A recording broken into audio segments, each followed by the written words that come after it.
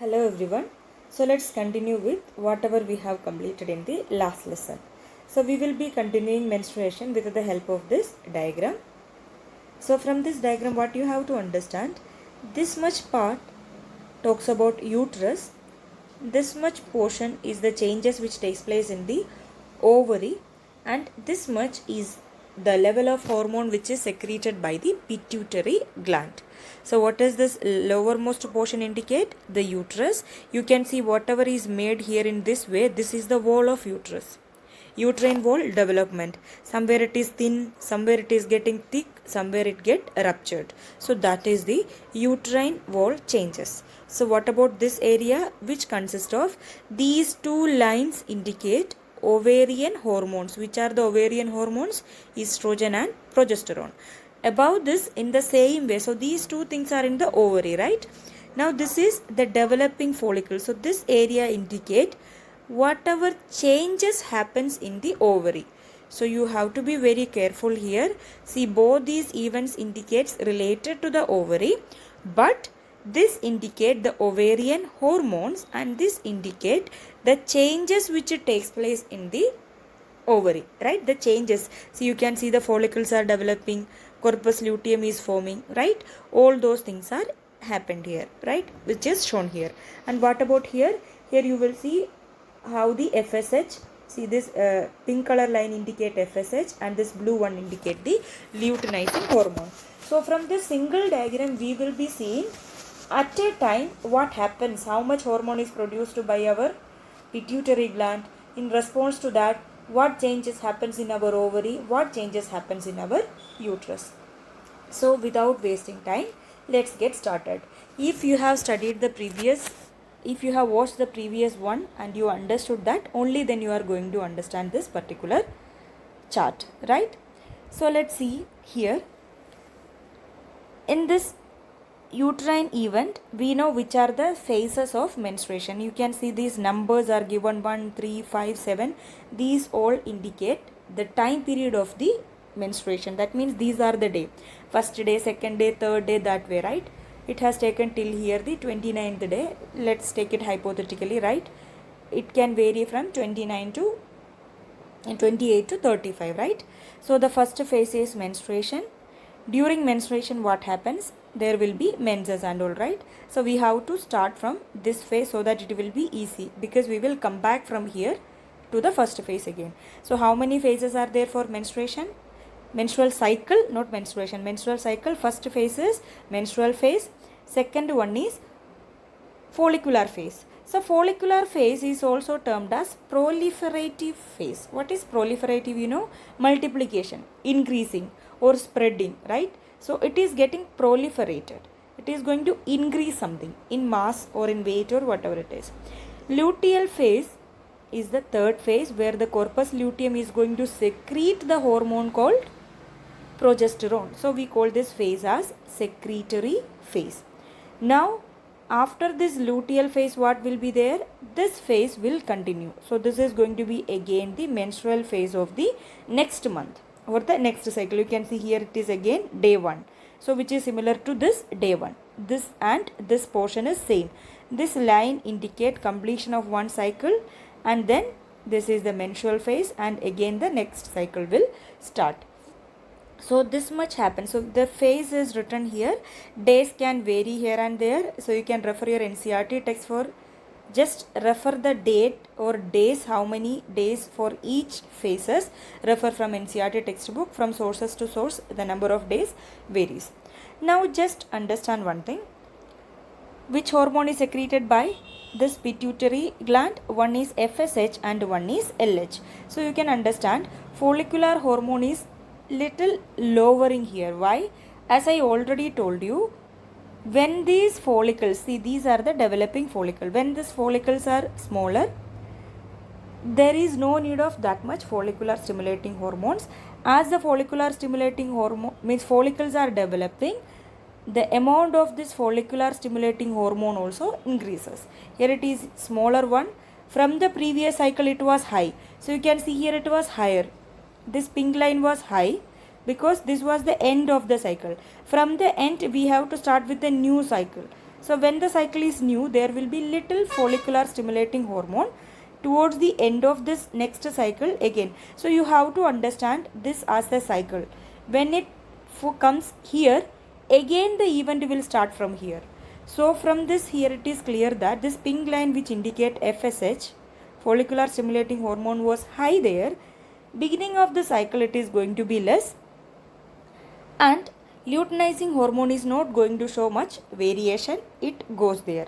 So during this, when the follicular stimulating hormones are produced here, what are the changes happening?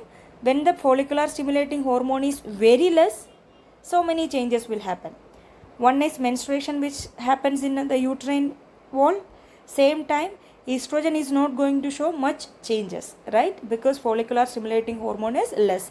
When this, you can see from these two lines, when the follicular stimulating hormone is going to increase, estrogen also increases, right? Because follicular stimulating hormone stimulates this estrogen to be formed from the follicles. So here you will see follicles are developing. Now after some time, so these phases goes simultaneously. Even you can understand from this diagram by seeing the lines how it is going. So simultaneously follicular stimulating hormones start producing in little more quantity. Same time follicles will develop. Estrogen hormone is also there. As the follicles increases, estrogen also, see the size of the follicles increasing, estrogen is also increasing. This time what happens, slowly follicles are developing, and slowly this wall of the uterus is also getting thickened. You can see here it was very thin, here the uterine wall get thickened. Now this ovulation phase indicate the 14th day.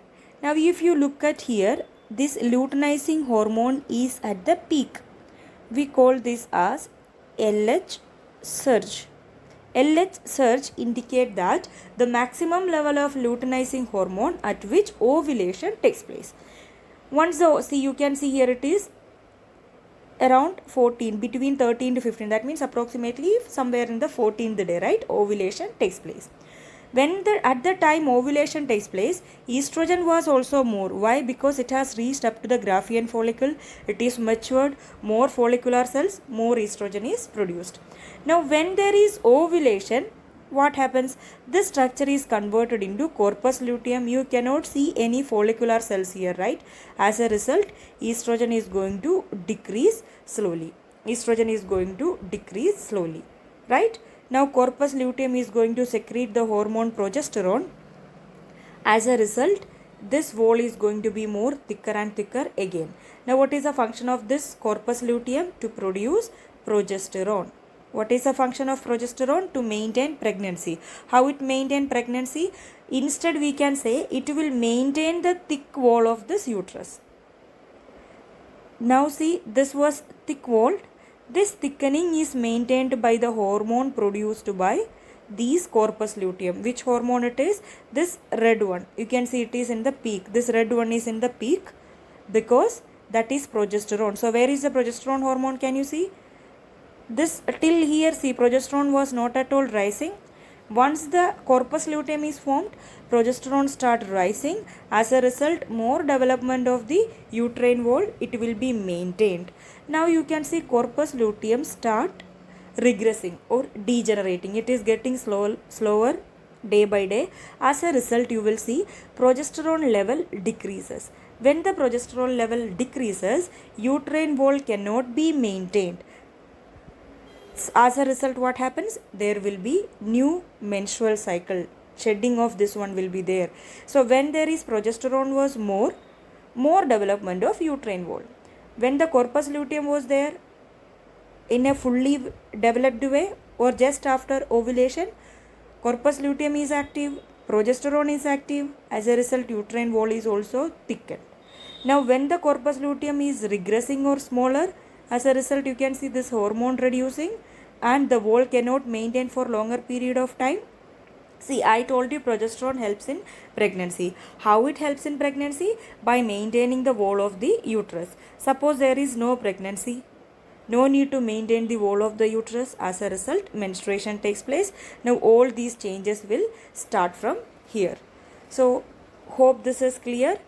This diagram indicates series of changes which takes place simultaneously in pituitary gland, ovary and in the uterus. So let's see some points and we'll see what are the changes. Now we have completed till here. Menstrual cycle has how many phases? Menstrual phase, follicular phase, ovulation phase and luteal phase. During menstrual phase, menstruation occurs or menstrual flow occurs. This lasts from 3 to 5 days and there is breakdown of the endometrial lining of the uterus, its blood vessel which forms a liquid substance that comes out through the vagina. Now it occurs when the ovum released by the ovary is not fertilized. So remember, if the fertilization takes place, that we will study in fertilization in the next lecture.